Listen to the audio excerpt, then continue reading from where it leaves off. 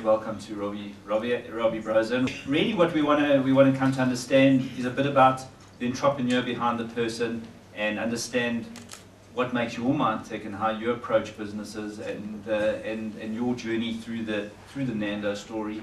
What were the pivotal events that turned your dreams of Nando into reality? If you're looking for a job, and most people want to move into the top, but you can actually start anywhere. And if you're prepared to really get stuck in and work, you can do anything. The little moment, I think, for me was just when I tasted the chicken. I just loved the product, just loved the business. I just loved every aspect of the business. Did you at any point have that dream, have that vision that one day you're going to have this international... The Nando's vision of growing globally was the vision from day one. We said that there isn't a grilled chicken that's out in the world.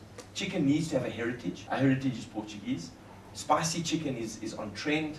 I have no regrets in terms of doing what I did, because obviously I've enjoyed the journey, and to me the journey is part of the reward. But you've got to enjoy what you're doing, and you've got to make it enjoyable. So you've got to look for the gap.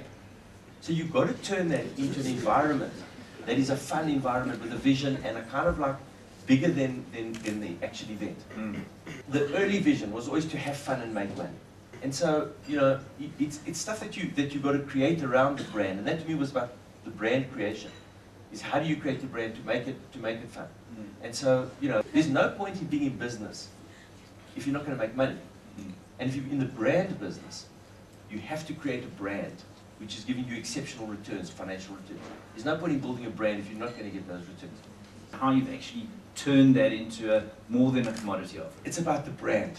We're a premium price, a little bit slower. We're not in the fast kind of commodity business. So when we looked at the market, we said we didn't want to be, we looked at everybody and said if they're zigging, we're zagging. I was very passionate about being in the brand business. That we in the food business, because we sell food, and in the brand business in terms of creating a brand to get out of the commodity space.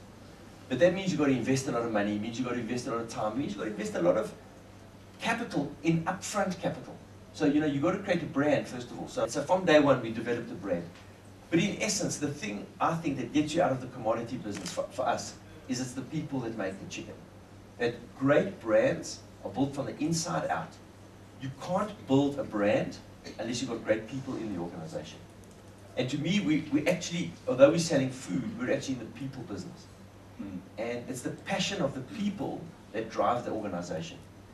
To me, the biggest factor has been our branding. And when we looked at globalizing the business, our biggest USP in terms of going out was really taking the South African business model to a place like London. And even what we're doing in the US at the moment is driving it through a people-driven strategy. Where we haven't got money to market, we haven't got money to advertise. You drive it through the individuals of the organization. And I mean, to me, any advice to a young guy starting out is just get great people. Because that's what's going to make the difference. What advice would you give to people with that limited capital in order to get the right people? Because your message you're saying out is get those right people. There's no such thing as not having the money to find good people. You have to find them, and they have to be productive. And then give them the freedom and the opportunity to go drive that vision. It's amazing when you give a project to someone that knows what they're doing and you pay them the right price. Gee, it shortens the time. So instead of it being a 2-year payback, you get a year payback. The success of Nando's is a hell of a lot of individuals and our CEOs around the world. You know what I mean? It's really been a combination of good people that we've attracted. Where we've been successful is by attracting the right kind of people with the right energy and passion.